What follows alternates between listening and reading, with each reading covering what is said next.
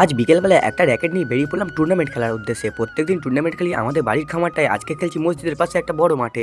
মাঠে আসার পর দেখি আরমানরা চুন দিয়ে কোট খাটিয়ে ফেলেছে, আর ওইখানে আরমান উঠেছে এখন একটা বাঁশ নামাতে।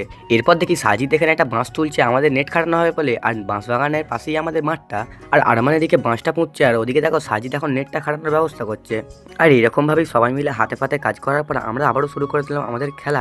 এরকমভাবে প্রথম চান্সটা খুব ভালো করে আমরা খেলছিলাম, দ্বিতীয়বার মারার সময় আমি মেরে দিলাম জোরে সাজিদের মাথায়, আর ওর জোরে আঘাত লেগে গেছে। আর এরপর সাজিদের মাথায় পানি ফানি দিয়ে মাথাটা একটু সামলে গেলে আমরা আবারও খেলা শুরু করে দিলাম। প্রথমবারে আমরা মারতে ওদের একটা ফেলে দিলাম, দেন ওরা আবারও শুরু করলো।